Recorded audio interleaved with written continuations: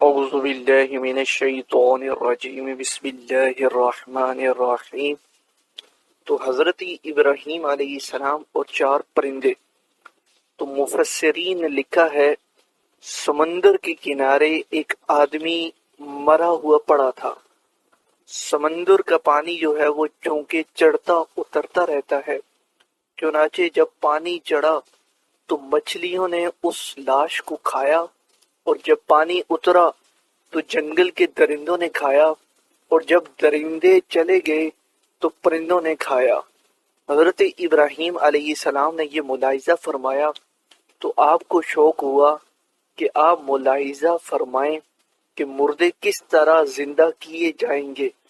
چنانچہ آپ نے بارگاہ الہی میں عرض کی، اے اللہ پاک، مجھے یقین ہے کہ تو مردوں کو زندہ فرمائے گا اور ان کے اجزاء دریائی جانوروں اور درندوں کے پیٹ اور پرندوں کے پوٹوں سے جمع فرمائے گا، لیکن میں یہ عجیب منظر دیکھنے کی آرزو رکھتا ہوں۔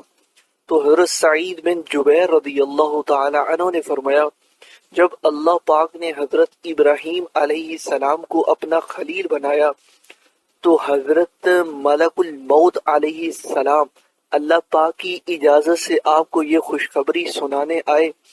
آپ نے خوشخبری سن کر اللہ پاک کی حمد کی اور ملک الموت علیہ السلام سے فرمایا، اس خلت یعنی خلیل بنائے جانے کی نشانی کیا ہے؟ انہوں نے عرض کی، دلیل یہ ہے کہ اللہ پاک آپ کی دعا قبول فرمائے گا اور آپ کے سوال پر مردے زندہ کرے گا۔ تب آپ نے یہ دعا کی، اے اللہ پاک، مجھے دکھا کہ تو مردوں کو کس طرح زندہ کرتا ہے۔ تو اللہ پاک نے فرمایا، کیا تمہیں اس پر یقین نہیں؟ حضرت ابراہیم علیہ السلام نے عرض کی، کیوں نہیں؟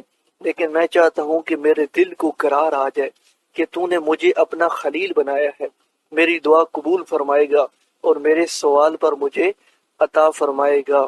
حضرت ابراہیم علیہ السلام کی فرمائش پر حکم خداوندی ہوا، تم 4 پرندے لے لو اور انہیں اپنے ساتھ خوب مانوس کر لو، پھر انہیں ذبح کر کے ان کا قیمہ جو ہے وہ آپس میں ملا کر مختلف پہاڑوں پر رکھ دو، اور پھر انہیں آواز دو، ان میں ہر ایک اپنی پہلی والی شکل و صورت میں بن کر تمہارے پاس آ جائے گا۔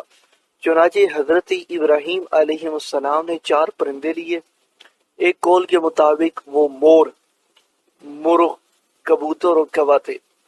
آپ نے انہیں بحکم الہی ذبح کیا، ان کے پر جو ہے وہ اکھاڑے اور قیمہ کر کے ان کے اجزاء باہم ملا دیے، اور اس مجموعے کے کئی حصے کر کے ایک ایک حصہ ایک ایک پہاڑ پر رکھ دیا، اور سب کے سر اپنے پاس محفوظ رکھے۔ پھر ان پرندوں کو آواز دے کر بلایا، آپ کے بلاتے ہی حکم الہی سے وہ اجزاء اڑے، اور ہر جانور کے اجزاء علیحدہ علیحدہ ہو کر اپنی ترتیب سے جمع ہوئے، اور پرندوں کی شکلیں بن کر اپنے پاؤں سے دوڑتے آپ کی خدمت میں حاضر ہو گئے، اور اپنے اپنے سروں سے مل کر پہلے کی طرح مکمل ہو گئے۔ یہ پارہ 3 ہے سورۃ البقرہ۔ تو اس واقعے کو پارہ 3 سورۃ البقرہ کی آیت نمبر 260 میں اللہ پاک نے اس طرح بیان فرمایا ہے، ترجمہ کنز العرفان ہے، اور جب ابراہیم نے عرض کی، اے میرے رب، تو مجھے دکھا دے کہ تو مردوں کو کس طرح زندہ فرمائے گا۔ اللہ نے فرمایا، کیا تجھے یقین نہیں؟ ابراہیم نے عرض کی، یقین کیوں نہیں، مگر یہ چاہتا ہوں کہ میرے دل کو قرار آ جائے۔ اللہ نے فرمایا، تو پرندوں میں سے کوئی 4 پرندے پکڑ لو، پھر انہیں اپنے ساتھ مانوس کر لو، پھر ان سب کا ایک ایک ٹکڑا ہر پہاڑ پر رکھ دو، پھر انہیں پکارو تو وہ تمہارے پاس دوڑتے ہوئے چلے آئیں گے۔ تو دونوں واقعات سے حاصل ہونے والے نکات کیا ہیں؟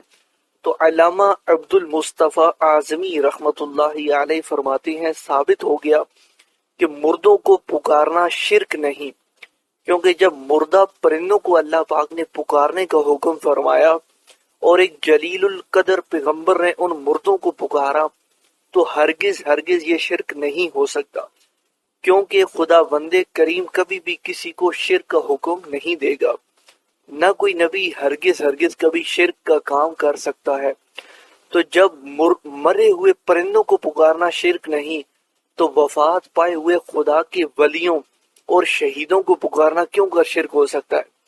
لہٰذا جو لوگ ولیوں اور شہیدوں کے پکارنے کو شرک کہتے ہیں، اور یا غوث کا نعرہ لگانے والوں کو مشرک کہتے ہیں، انہیں تھوڑی دیر سر جھکا کر سوچنا چاہیے، کیا خبر اس قرآنی واقعے کی روشنی میں انہیں ہدایت کا نور نظر آ جائے اور وہ اہل سنت کے طریقے پر صراط مستقیم کی شاہراہ پر چل پڑیں۔